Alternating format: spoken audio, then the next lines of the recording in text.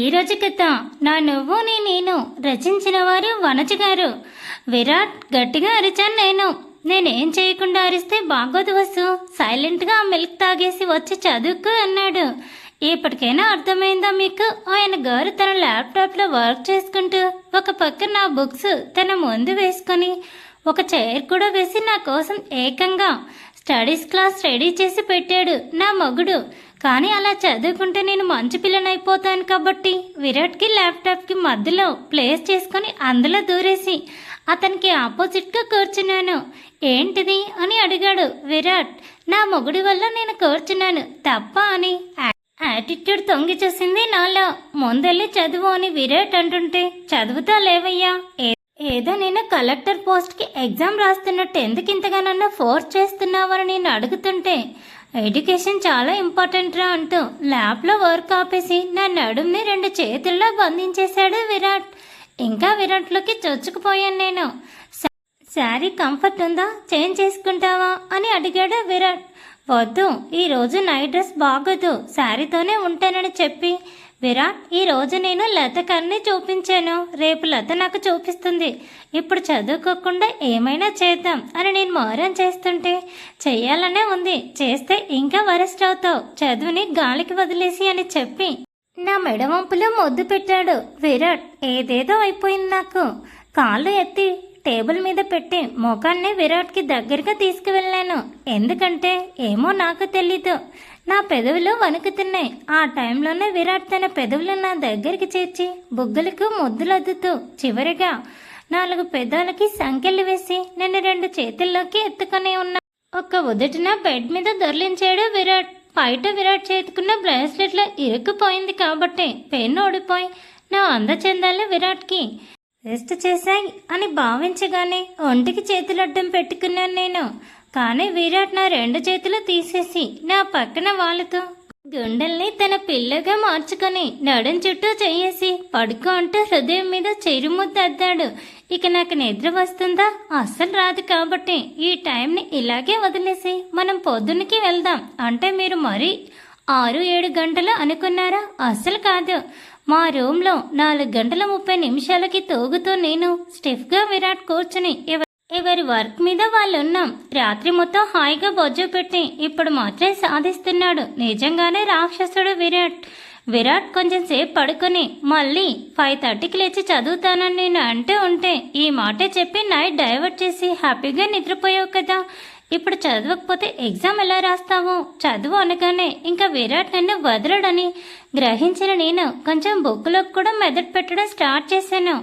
ఎందుకంటే నేను ఒక టీచర్ కూతుర్ని కాబట్టి ఆ డిఎన్ఏ నాలో కూడా ఉండి కాసేపు బుక్ చూడగానే నాకు కూడా ఇంట్రెస్ట్ వచ్చి ఇక చదవడం మొదలుపెట్టాను. ఈసారి కొత్తగా ఎవరు నన్ను డోర్ కొట్టి పిలవలేదు. నేనే 6:30 అలా అవుతున్న టైంకి లేచేసి విరాట్ నా చదవటం పూర్తయింది, నేను ఫ్రెష్ చేసి వస్తానని చెప్పాను.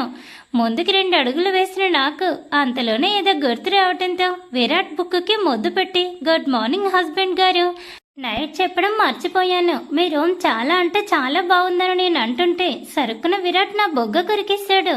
ఇప్పుడు ఎందుకు నాకు ఈ పనిష్మెంట్ అని నేను అడిగితే తప్పు చేసినప్పుడు పనిష్మెంట్ ఇవ్వాలి కదా అన్నాడు విరాట్.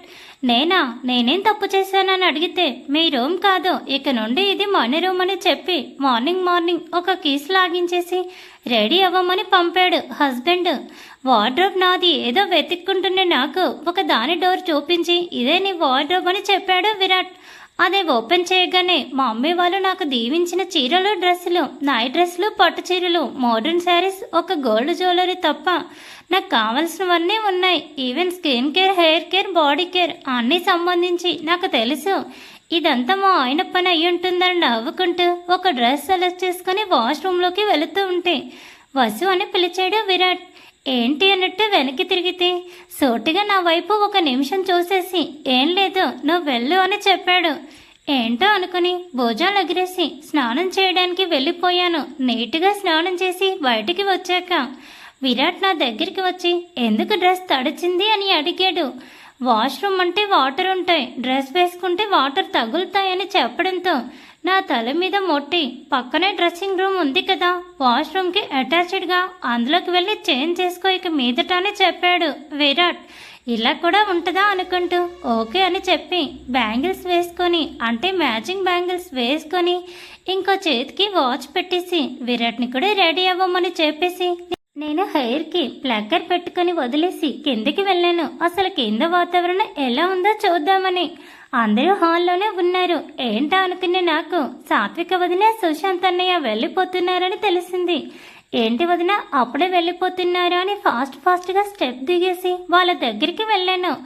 నేను వచ్చు సుశాంత్కి ఆఫీస్ ఉంది, ఇక నేను కూడా ఫైనల్ ఇయర్ ఎగ్జామ్స్ రాయాలి కాబట్టి వెళ్తున్నానని వదిన చెప్పడంతో అప్పుడు నాకు గుర్తొచ్చింది, వదిన కూడా చదువుకుంటుంది కదా, బీటెక్ ఫైనల్ ఇయరే కదా అని. వెళ్ళక తప్పదా అని నేను అడుగుతూ ఉంటే ఇప్పటికే వచ్చి 10 days పైన అయింది వసు, వెళ్ళాలి అని సాత్విక వదిన చెప్పింది. నాకు మనం ఎంత హ్యాపీనెస్ కోసం పండుగలకి పెళ్లిళ్ళకి ఇంకా ఊరు వెళ్ళినా తిరిగి మన ఊరికి వెళ్ళిపోవాలన్న జ్ఞానం నాకు ఎప్పుడో ఒకసారి ఊరికి వెళ్ళినప్పుడే తెలిసింది కాబట్టి ఇక వాళ్ళని ఎక్కువ రెట్టించలేదు. సరే వదిన అన్నీ ప్యాక్ చేసుకున్నారా అని నేను మంచి హౌస్ వైఫ్ లాగా అడుగుతూ ఉంటే ఆ పండు అని అంది వదిన. ఏమ్మా ప్యాక్ చేయకపోతే ఇంకా నా కూతురికి ఏమైనా పెట్టి పంపిస్తారా అని మధ్యలో అడ్డుపుల్ల వేసింది ఆమెని ఆంటీ. దానికి సడన్గా నాకేం ఆన్సర్ చెప్పాలో తెలియక అలా కాదంటీ వదిన ఏమైనా మర్చిపోయారేమో అని అడుగుతున్నాను అని నేను చెప్తూ ఉంటే విరాట్ అప్పుడే కిందికి వస్తూ అవును పెద్దమ్మ తీసుకువెళ్లాల్సినవి సాత్విక చాలా మర్చిపోయిందని చెప్తూ నా వైపు చూసి నా వర్కింగ్ రూమ్లో ఒక కవర్ ఉంటుంది తీసుకురా అని చెప్పాడు విరాట్. సరే అని ఏంటది అనుకుంటూ అయోమయంగానే పైకి వెళ్ళాను నేను. అక్కడ చూస్తే చాలా పెద్ద బ్యాగ్ ఉంది, చాలా బరువుగా కూడా ఉంది. ఏంటో అని ఓపెన్ చేయకుండానే దాన్ని తీసుకువచ్చి విరాట్ చేతికి ఇచ్చాను. నాతో వదినకి ఇప్పిస్తూ ఉంటే విమల అత్తయ్య పండు ఫస్ట్ ఇంట్లో పూజ చేసిరా, నీతో చేయించాలని నేను కూడా చేయలేదు ఇంకా అని చెప్పడంతో సరే అత్తయ్య అని చెప్పి ఫాస్ట్గా పూజ చేసి వచ్చాను. వదినకి అత్తయ్య చెప్తున్న ఇన్స్ట్రక్షన్స్ ప్రకారం బొట్టు పెట్టి ఆ కవర్ మొత్తాన్ని వదిన వేసుకున్న చున్నీలా నింపేశాను. కానీ మా యామిని ఆంటీకి ఆత్రం ఆగిది కదా, ఏంటి చూడు మీ అన్నయ్య మీకోసం ఏమిచ్చాడో చూడని వదినకి చెప్పడంతో మా అందరి ముందే ఆ బ్యాగ్ని ఓపెన్ చేసింది సాత్విక వదిన. చూసి నేను షాక్ అయ్యా. అలాగే ఇప్పటికైనా ఈవిడ సైలెంట్ అయితే బాగుండు అని అనిపించింది. ఆమెనంటే యామిని ఆంటీని చూసిన నాకు నాతో పాటు అందరూ షాక్ అయ్యారు, విమల అతే తప్ప. విరాట్ అని నేను అతని వేసుకున్న టీషర్ట్ పట్టి వెనక్కు లాగితే ఫస్ట్ జరిగేదైపోనివ్వు తర్వాత నేను చెప్తానని అన్నాడు విరాట్. కానీ సాత్విక వదిన చేతుల్లో ఉన్న పేపర్స్ వైపు మాత్రం ఆతృతగా చూశాను నేను. ఇంతకీ మా విరాట్ బాబు ఇచ్చిన గిఫ్ట్ ఏంటో తెలుసా? Thanks for watching. Please subscribe my channel for more videos.